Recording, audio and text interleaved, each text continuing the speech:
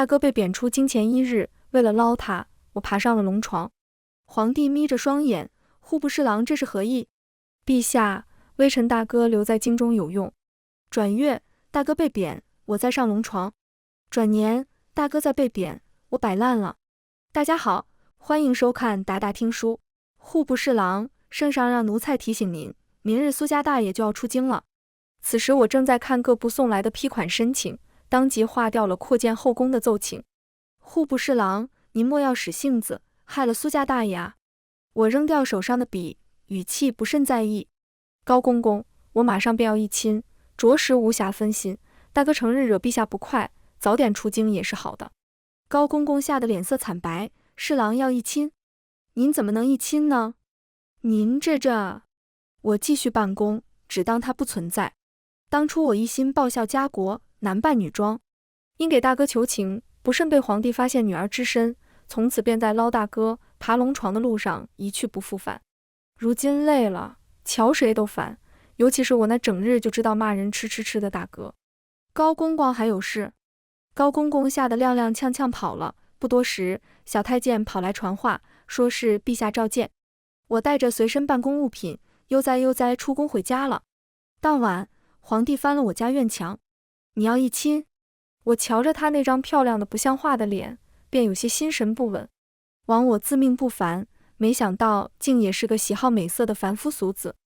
是，我绝不能再沉溺美色。他脸色难看，是哪家姑娘？王家、陈家、孙家都有人递帖子，朕还没答应贺亲，你闹什么？我叹了口气，和亲是我提的。大月来犯，陈将军戍守西南边关，朝中无人可用，唯有和亲。好，苏青你真是好样的。他踹了一脚桌边的花盆走了。第二日，议亲的几家便都称病，无法来赴约。我想了想，也称病去野外踏青。大哥哭哭啼啼来找我时，我正在钓鱼。闭嘴！大哥当即收敛，熟练地给我烤鱼。我俩吃喝喝一天，临近傍晚时，他才想起还有事要与我说。青青，你这肚子眼看都3个月了，再大下去可就瞒不住了。我皱着眉头，脸色一时难看。我也是前些日才知晓自己有了身孕，孩子于我而言太过麻烦。这几日我都在考虑孩子的去留问题。大哥，你说留还是不留？我只是随口一问，大哥那不靠谱的性子，想来也给不出我什么建议。却不想他忽地凑到我面前，语气难得严肃。我知你对他另眼相待，可除非你想入宫，否则孩子万万不能留。我愣了下，想不到大哥在关键事上倒不含糊，尚且有一难题解不开。大哥连连摆手，我被贬都是家常便饭了，无碍。你不喜女子，我若不生，咱家要没后了。纵然我离经叛道，可有些事还是有所犹豫。嗨，我当什么事呢？无妨，回头我认一个糊弄老祖宗去。我双眼微亮，此计可行。他几次想要给你封位，你如此忤逆他，就不怕他哪天恼了？大哥是怕往后无人替你求情吧？大哥哼了一声，若没有你，我哪至于3天2头被骂，隔3差5被贬。前日我吃个点心都被骂奢靡度日，咱俩到底谁连累的谁？好吧，我确实无话可说。除却第一次我为他求情，后面他被贬多半出于私怨。你不想进宫，莫不是因为咱家？我眼神暗了一瞬，打断他的话，这次你被贬去永州，我想办法与你一道出京。小月子总要些时日休养，断然不能留在京中的。否则若是被皇帝发现，苏家怕是要落得个满门抄斩的下场。当晚我便上了奏折，言明要去永州查贪污一案。折子当晚就给我退回来了，附赠2个大字做梦。我沉吟片刻后，穿上外衣，出门来到大哥房间。大哥，陪我去青楼买醉。大哥睡眼惺忪出来，啊，我一向只去连官阁。连官阁是京中最大的清官乐馆，不过里面的小官只卖艺不卖身。那正好，就去连官阁。大哥当时便给吓醒了，怎么，他不同意你跟我出京？会同意的。大哥一脸痛心疾首，难怪小皇帝总找我麻烦，被你拿捏没出撒气，可不就只能寻我错处吗？他尚且大我2年，但你心眼子比他多一马车。就当大哥夸我了。我俩出了苏府，直奔连官阁，因为大哥是这里的常客，刚下马车便被簇拥着入了门。苏大爷可有好几日没来了。说话的是个长相妖冶的男子，眼波流转间尽是媚态。我那没出息的大哥当即软了脚，几日不见，邀月可是想我了？邀月瞪了他一眼，转而看向我。这位便是苏大爷口中有八斗之才的弟弟苏侍郎。我有些受宠若惊，想不到大哥在外人面前是如此夸我的，郁结一天的心情霎时间舒缓了不少。不多时，桌上便摆满了酒，我拿起一杯还未动，便被大哥拉住了手。想好了？我不曾犹豫，想好了。大哥眼里划过一抹欣慰，举起一杯酒，不愧是我弟弟，大哥祝你所愿皆所得。我眼眶因有些酸，人生有大哥这一知己足矣，谢谢大哥。我喝尽杯中之酒，圣旨也一同传来。他允我出京了。本以为一切顺利，却不想出京那日还是生了岔子。大哥被留京中纂写古籍，半月后再来永州述职。而与我一道去永州的，乃是皇帝身边的侍卫长梁元。路上，梁元车前驾马，我于车中小憩。落日时分，我们已经离开京城大半日的路程，我喊梁元停车。苏大人可是累了？梁元是皇帝的人，我与他见过几面，却不曾说过话。他对我的身份是知晓的，所以态度十分谨慎小心。前日偶感伤寒，现在有些不舒服，吃些药再上路吧。我咳了一路，梁元并未疑心，当下便叫人给我熬药。随行的丫鬟小宁白着脸将药拿给我时，我正瞧着山下破败的村落出神。梁大人，这处村落离京城不过1日路程，却这样破败，你以为如何？梁元愣了下，看着我好半晌，才回答道：我一介武夫，进可上战杀敌，退可保陛下安危，治国之事是苏大人这般有才学的人该思虑的。我笑了下，梁大人觉得我是治国之才。提到此，梁元眼里的敬佩溢于言表。苏大人为官以来，多次举贤荐能，王大人在工部屡创佳绩，孙大人在吏部为朝廷选拔了无数才子，苏大人更是亲自破了户部贪污腐败案。我朝有苏大人这般贤臣，是一大幸事。我看着他眼中的热切，心中想法越发坚定。有梁大人这番话，我便安心了。话落，我将手里的药一饮而尽，不多时便觉腹痛难忍。梁元察觉不对，苏大人，你这是什么了？你的人都可信吗？我问。梁元脸色骤变，你做了什么？将其他人全部遣走，只留我的丫鬟伺候便好。这一夜比想象中的要漫长，疼痛也比预期的更猛烈。当清晨的第一缕光照进马车里，我茫然睁开双眼。二少爷，已经结束了。说话的是小宁，他自小便跟着我，昨晚想必吓坏了。梁元呢？我听见自己嗓音哑得不像话，真是狼狈啊。外面跪着呢。小宁语气不善，他对皇帝以及他身边的人都十分厌恶。给我换身衣裳吧。我走出马车时，梁元还跪在外面，见我出来，面色复杂地看着我。这里没有旁人，梁大人有话不妨直说。梁元似乎有所挣扎，半晌后只问我，苏大人日后准备如何？若还似先前那般半价左右，又何必如此？我看向山脚下的村落，叹了口气。先前沉溺其中，险些忘了心中所愿，此次出来不打算回去了。梁元大惊，苏大人，您可知我此次送你去永州还有别的任务？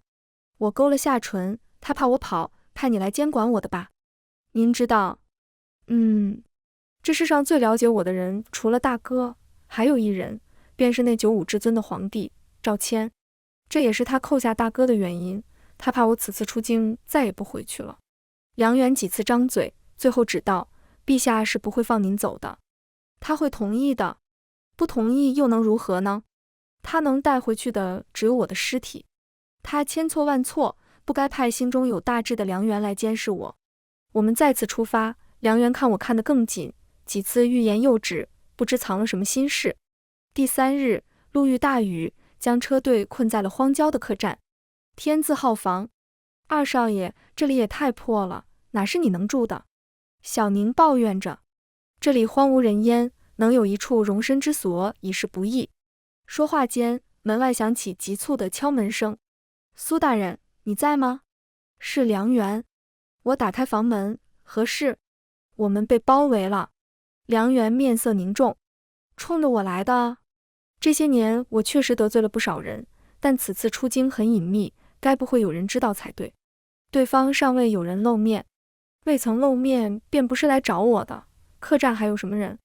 我得罪的人，蠢得死了，滑得没胆量，权势滔天的见我身边只有梁元，没必要这么谨慎。除了我们，这里只有2间房有人，一间住的是对夫妻，另一间是个年轻姑娘。我穿上长衫，去瞧瞧吧。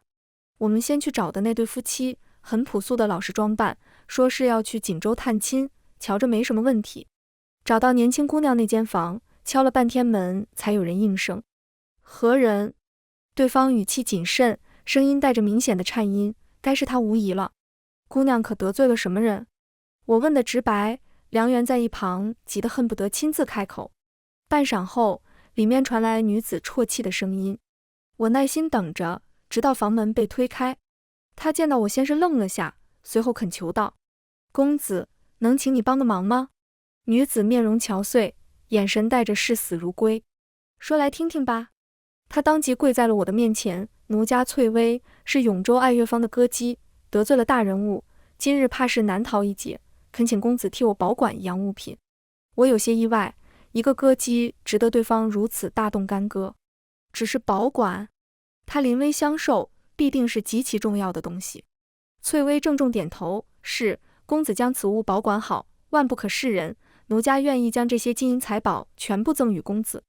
我瞧着他怀里的小箱子，里面确实不少家当。何物？我问。他当即从怀中拿出一块方印，双手置于我面前。我只瞧了一眼，便认出那是何物，只有皇家之人才能用得上等黄玉。常在永州出没的皇亲国戚只有一人，赵谦的二叔李王赵瑞。私藏皇家印信可是死罪。翠微眼里划过一抹绝望，是奴家唐突，让公子为难了。他摇摇晃晃站起身往外走。我捏了下眉心，此次出来本想直接诓骗梁元一道去凉州的，如今看来要延后了，怎么偏偏是永州？赵谦必定安排了诸多人在永州等我落网，到时再想走可难了。我叹了口气，先说说这方印信从何而来吧。翠微眼里生出一丝希望，将心中冤屈娓娓道来。事情缘由并不复杂，爱乐坊的歌姬向来只卖艺，翠微的姐姐却被李王桥上强行带走，人再回来便疯了，到处宣扬李王不能人道，没几日就坠湖身亡。翠微怀疑姐姐的死有蹊跷，却苦于没有证据，直到她去李王府献艺，听到了一件天大的秘密。李王贪污受贿？那你偷他印信为何？翠微眼神闪了下，我听说丢了印信是大罪，我要让他给我姐姐偿命。我沉默不语，半晌后转身便走，身后传来翠微焦急的声音：公子是怕了李王吗？奴家不会将公子供出来的。你既想寻我帮助，却又不愿坦言相告，这个忙我帮不了。翠微急了，拽着我的衣袖：公子，不是奴家不说，是这件事公子知道了绝无益处，但说无妨。翠微知道再不说，他就真的没有机会了。李王他私下屯兵，还造了大量兵器，怕是要反。此话一出，别说我，梁元先慌了。糟了，苏大人糟了！我从未见梁元如此慌乱过，心下一沉。怎么回事？圣，他说要先一步到永州等您。胡闹，梁大人，这么大事你为何不早些说？梁元砰一声跪在了地上。这一路我都在犹豫要不要告诉你，本想着还有时间考虑，没想到。迂腐，枉我还当你与我一般志向，没想到你简直蠢极。梁元低着头任由我骂，一句反驳不曾有。门外有多少人？我问。不少于100。梁元只带了20人，哪怕以1挡3也是不够的。我看向翠微，你为何偷印信？翠微见气氛不对，也不敢再隐瞒。我听说他们这几日要密谋攻城，印信是攻城重要信号。我心里一沉，永州不在边关，离永州最近的莫非是沧州？沧州是大燕最重要的海城之一，商言便是出自于此，因而常年派有重兵把守。一旦被攻破，紧邻的3城均守不住，损失极大。翠微姑娘，此事事关重大，关乎我大燕生死存亡，莫要再有隐瞒。翠微眼中满是坚毅，公子想知道什么便问吧，奴家知无不言。你可知李王勾结的是何人？既然说到攻城，必然是与贼子里应外合。翠微脸上忽然闪过浓浓的恨意，我怎么会不知？正是大越三王子宋飞言，也是他亲手掐死的我姐姐。我心中震惊，果真是大越。梁大人，你找机会速速离开，马上赶去西南通知陈将军，凉州危险。梁元脸色大变，苏大人，你可是参透了什么？李王与大越勾结，看似筹谋沧州，实则目的是西南凉州。凉州乃是大燕要塞，与其相隔3城的泉州，乃是大燕粮仓，一旦失守，后果不堪设想。朝中唯一可用的陈将军一家，常年驻守于此。大越双管齐下，若真被攻下凉州与沧州，大燕危矣。梁元很快就想到了这一层，永州那边该如何？圣上怕是马上就到了，外面的人尚且不知我们的身份，你去凉州、永州交给我。梁元不赞同，苏大人，万万不可，还是你去凉州、永州那边，我拼死也会护他周全。我正想劝说他，翠微忽然站了出来，公子，他们要抓的是我，只要我出去，你们自然就安全了。不行，我想也不想便拒绝了。翠微拼死带着印信传出消息，已是立了大功，岂有牺牲他的道理？翠微忽然跪在了地上，公子，奴家没什么学问，却也看得出你们2位身份不简单，奴家愿意为你们铺路。我心中生了几分敬佩。都说商女不知亡国恨，可面对家国大事，敢以蝼蚁之身抵挡风暴，这份魄力不是谁都有的。谁都不用送死，我自有2全的计策。梁大人，等下我带着翠微出去，等到我们离开后，你即刻出发赶往凉州，务必在3日内将消息送到。沧州跟凉州一个都不能丢，若必须舍弃一个，只能放弃沧州了。当然这是最坏的打算。梁元还要说什么，最后单膝跪地，我的人全留给苏大人，您万事小心。不，等下让他们全部出发在永州城外等人，如果幸运，就把他一起带去沧州；如果运气不好，就让他们即刻赶往沧州。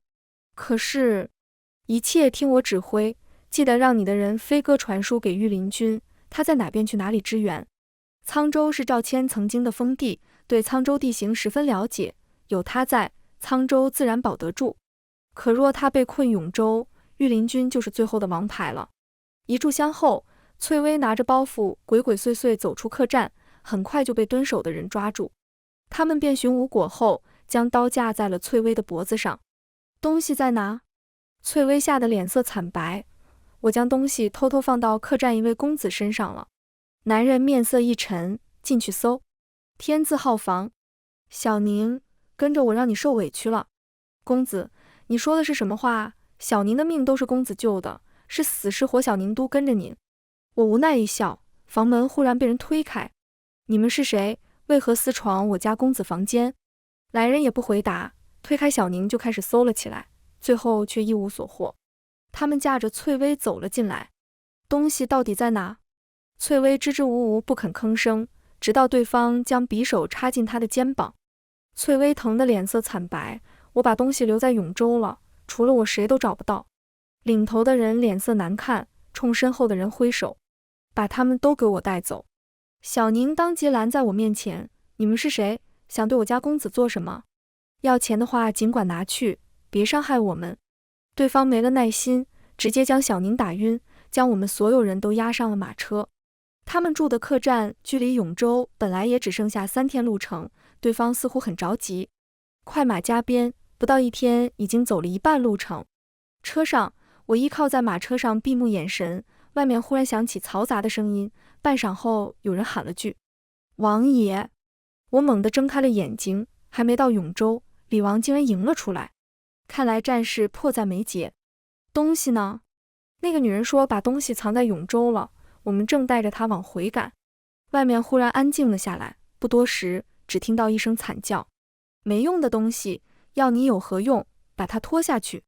翠微跟小宁都露出了惊惧的神色，我正要安慰几句，马车帘子忽然被人掀开，我与外面的人四目相对，他先是怔愣了一瞬，半晌后忽地笑了。苏大人，好久不见。我隐去了眼里的神色。我当谁有这么大派头？原来是李王。下官不方便行礼，李王莫要见怪。我跟赵瑞是老相识了，赵谦刚登基时曾3次上书弹劾他，可惜都被他的人保了下来。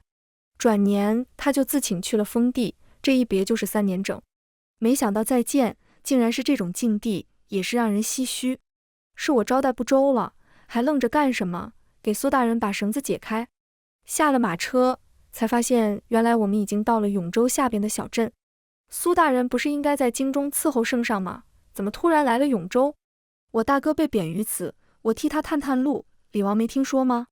呵，真是巧啊，苏大人，一起吃杯酒吧。赵瑞别有深意地说了句，先一步朝着前面的酒楼走去。我并未犹豫，便跟了上去。他点了店里的招牌菜，要了花雕酒。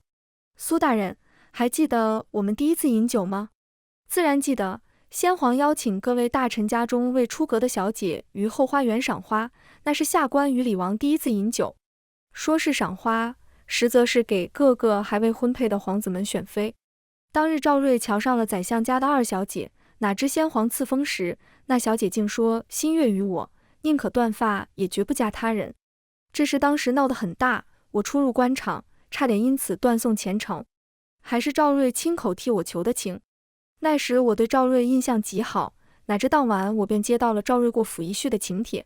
也是那晚，我看出了他藏于风流草包之下的狼子野心。赵谦登基之后，我闲来无事便弹劾他，不为别的，只为给赵谦提个醒。赵瑞轻笑了一声，有一事本王一直很是费解，本王自认没露出过任何马脚，苏大人为何总针对我？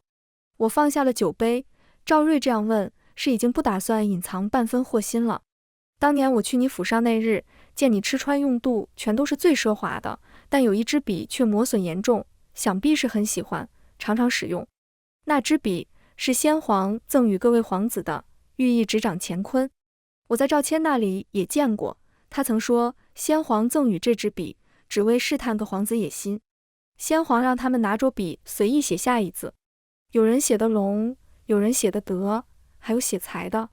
当时每个皇子，包括他，都被先皇大骂了一顿，骂他们要么没本事，要么想要觊觎地位，无人幸免。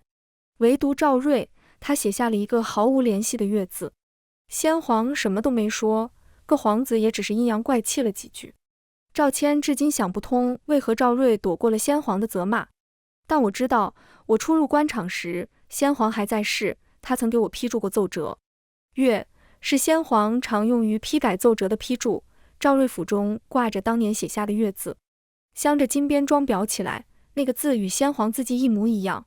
他是唯一一个将自己的狼子野心摆在先皇面前的人。宰相曾说，先皇有意立赵瑞为太子，可惜赵瑞的生母与侍卫私通，一切坦途全都葬送于此。赵瑞也彻底成了边缘皇子，而后先皇病危，赵谦继位。赵瑞蹙眉，良久后忽地笑了，当年本王便很欣赏你，今日再见，竟越发欣赏。我勾了下唇，从前下官也最欣赏李王，此话不曾作假。日后呢？他问。你我该是没有日后了。空气安静了一瞬，赵瑞忽地大笑了起来，笑过后眼里满是阴冷。当日你不选我，今时今日还是选他？是。话落，我身后传来一道熟悉的声音，朕就知道苏大人对朕一片忠心。我猛地回头，不敢置信地看向赵谦，他怎么在这？赵瑞的人是带着他们绕路来的小镇，赵谦不该路过此地的。呵，没想到小小的酒楼把我们3个都聚齐了，本王是不是应该给圣上行个大礼？赵瑞虽如此说，却没有起身的意思。他的人顷刻间将酒楼围了个水泄不通。王叔这是何意？赵谦也不见慌张，还有心情给我使眼色。我知道他必定是有了后招，他突然来永州，怕也不是为我。我生气了，非常生气，不是因为他瞒着我，而是他身为君王，却以身犯险。我抱着双臂退到了窗边，旁观他们俩的勾心斗角。生在皇家，叔侄两个注定没多大感情。李王先开口，圣上此时不是该商讨与大越联姻之事，为何出现在此？赵谦坐到了刚刚我的位置上，将桌上的半杯酒一饮而尽，朕的疆土都快守不住了，还哪有心情联姻？呵，是我小瞧你了，你在我身边安排了眼线？怎么可能？朕对王叔是十分信任的，有乱臣贼子挑拨你我的关系，其罪当诛。赵谦说着，挥了下手，他身后站着的人立马端上了一个四方的盒子。我心里一紧，看到盒子里人头的那一刻，悬着的心终于落了下来，是大越三皇子的人头。我此刻心情有些许复杂，曾几何时，那个羽翼未丰的圣上早已经能够独当一面了，但转念便心安了下来，朝堂之上确实不再需要我了。赵瑞眼里划过一抹狠戾，没想到还是输了你半子，难怪当年父皇执意将你扶持上位。王叔总是这般自傲，从未将朕一个年幼皇子放在眼中过，你可知当年皇爷爷为何选我？李王摇头，赵谦年幼时并不出众，胆小怕事，别说父皇瞧不上他，连他都没把这个侄子放在眼里过。赵谦轻笑了一声，忽地看向我，苏大人可知晓缘由？我微微蹙眉，这等皇家秘辛不是我一个臣子该妄加议论的。赵谦见我不说话，微微勾了下唇，漫不经心将酒杯扫到了地上，酒楼外赵瑞的人瞬间被影卫绞杀。苏大人不用有负担，王叔年事已高，莫要叫他留有遗憾。李王才30罢了，何来年事已高？他这是已经动了杀心。赵瑞见自己的人君已被杀，眼神暗了下来，苏大人但说无妨。我这才温声开口，余妃与侍卫私通，本做得十分隐蔽，偏偏那日先皇临时去了芙蓉殿。李王脸色大变，不敢置信地看向赵谦，是你陷害我的母妃？圣上只是给先皇送了一枝芙蓉花而已，只不过刚巧那日王爷的舅舅孙将军殿前失仪，说了些不该说的话。孙将军功高盖主，先皇忌惮已久，即便没有那朵芙蓉花，余妃也难逃一劫。但赵谦的提醒加速了孙家的覆灭。李王冷笑了一声，果然最是无情帝王家啊！不过你抓了我又如何？沧州凉州大势已去，大燕马上就要沦为他人阶下囚了。赵谦眼神一凛，你做了什么？印信用来传递信号不假，但我们还有备选方案。3日后商盐开采，粮仓放粮，正是攻打的最佳时期。我的人遍布这2处要塞，只等时机一到，自会趁着暴乱打开城门。我心里一紧，赵瑞这是早就做好了鱼死网破的准备。你想毁了大燕？赵瑞冷笑了一声，我得不到，那就毁了。他说着，猛地抽出腰间软剑，在所有人都没反应过来之际，一把将我拉在身前。赵谦，你千不该万不该，不该把苏青这个王牌送到我面前。赵谦面色一沉，却坐在椅子上没动分毫。王叔是不是太看得起苏大人了？苏大人，既然圣上不在意你的死活，那你便与我一道下地狱吧。赵瑞加重了手上的力道，锋利的软剑瞬间划破了我的脖颈。赵谦脸色一变，别动他，我放你走。赵瑞得意一笑，带着我一步步退到了酒楼外。我们坐上马车，直奔山顶，影卫在后面紧追不舍。我叹了口气，已然走到末路，何必如此？本王平生欣赏的人不多，你是唯一一个，可惜偏偏是他的人，活人我抢不过，鬼魂总要争一争。我给王爷指条生路如何？呵，苏大人当我是孩童糊弄吗？赵谦是不可能留我活口的，我保你一命，你替我做一件事。我语气里带着笃定。赵瑞没吭声，但明显已经有几分动摇。你想让我做什么？你挟持我一起去沧州。赵瑞眼里划过一抹诧异，为了他，你连命都豁得出去？李王，我是大燕子民，守的是大燕。先前我说欣赏你，你可知为何？不知。从前我知你狼子野心，却只是弹劾，从未对你出手，不是因为没将你放在眼里，而是因为你封地的子民从老到小，高官平民，无一不在夸你能将一隅之地治理得井井有条，上下一心。我是欣赏你的，我想你如此爱民，必然会恪守本分，怎料终究看错了人。李王脸色难看，那你又知道赵谦一直派人监视我吗？我不知什么时候会在梦中被人砍头，你让我如何偏居一隅？生在帝王家，享受了无尽的荣华，总要承担其中的风险，输了就是输了。李王苦笑了一声，我不甘心被一个我最看不起的人抢走一切。圣上在冷宫10余年，君子六礼样样拔得头筹，你真以为先皇是随便选的储君吗？赵瑞脸色一变，想到今日之事，心知苏青说的是对的。我叹了口气，你可有想过，引敌国来犯，你封地的百姓会有什么后果？大越会因着你的关系厚待他们。赵瑞没说话，但我在他眼里看到了后悔。你的封地离沧州最近，你我2人联手，也许还有转机。我已经让梁元快马加鞭赶去凉州，有陈将军在，凉州无碍。沧州这边，我孤身一人也难以逆转局面，但若有赵瑞助力，可以一试。赵瑞最终同意了我的提议，马车停在了路边，影卫纷纷停住。半晌后，赵谦骑马赶了上来。我正要下车，赵瑞忽然开口：“他不会同意的。”“他会同意的。”我下车走向赵谦，他急得跳下马，拥我入怀。“你吓死我了！”我拍了拍他的肩膀，开口道。赵瑞答应陪我去沧州阻止暴乱，大越和亲的人一直见不到你会生疑的，你即刻带人回皇宫坐镇。赵谦脸色大变，你说什么？你要跟赵瑞去沧州？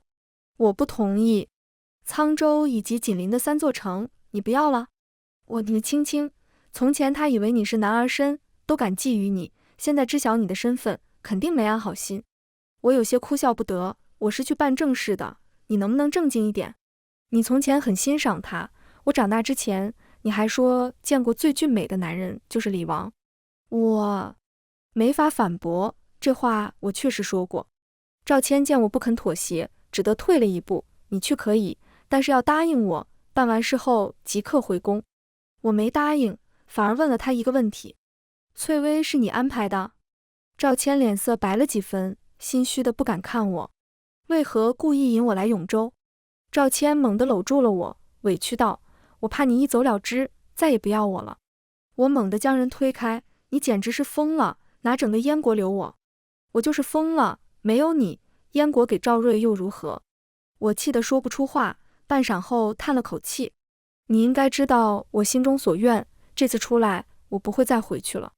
赵谦身体一僵，眼里划过一抹害怕，死死搂着我。青青，你还会回来吗？给我10年时间，无论回不回，我都去见你一面，可好？不好。赵谦话音里带着哭腔。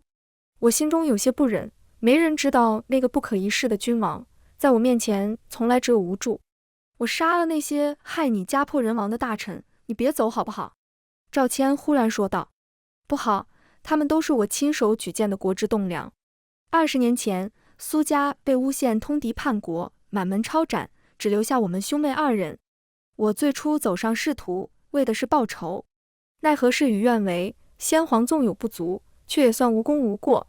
赵谦更是爱民如子的好皇帝。那些陷害我家满门的大臣陆续得到惩罚，可他们的儿女却有勇有谋。现如今朝中有一半我举荐的贤能，都是我的仇人之后。讽刺的是，戍守边关的陈将军是我最后的仇人，可他却是大燕的铜墙铁壁，造化弄人，这个朝堂我已无力去看。赵谦，让我走吧。我的声音淡淡的，是心如死灰的决绝。赵谦最后还是妥协了，每次只要我坚持，他在生气，最后都会妥协。他太懂我了，但我也懂他，他答应放我离开，却不代表会任由我离开他的视线。去沧州的路上，赵瑞一直没说话，直到我们快要抵达沧州，他忽然开口：你想守的沧州，我替你守，如果你想逃开赵谦派来的眼线，只有这一个机会。我沉默不语，半晌后面色淡淡的看向他，我能相信你吗？苏青，当年你来我府上，也问过能相信我吗？我没给你回答，但今天我可以肯定的回答你，我在，沧州在，我灭，沧州也绝不亡。我从见过赵瑞这般模样，为什么帮我？赵瑞忽的一笑，为你当初对我的欣赏，何况我也不是没有一点私心，你走了，最痛苦的是他，今日我若没死，即便是为了你的下落，他也不会杀我。我心中了然，后会无期。话落，我从车窗毫不犹豫跳了出去。马车继续前行，半晌后，一队人马也追随而去。我顺着小路上山，直到2日后，一切尘埃落定。赵瑞遵守约定，守住了沧州，人也险些丧命，被赵谦的人救下了。沧州城内，我坐在茶楼喝茶。你躲得够明显的，我找了你2日才找到。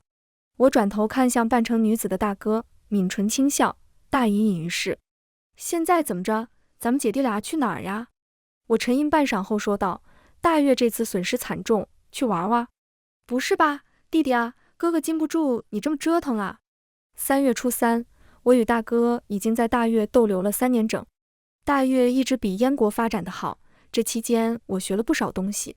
直到燕国传来皇帝即将大婚的消息，我跟大哥踏上了回燕国的路。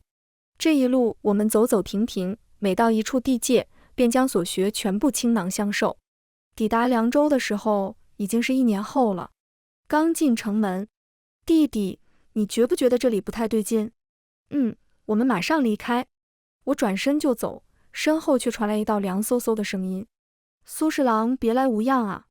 全文完，达达听书，感谢您的观看，每天上新精彩小说，喜欢就订阅吧。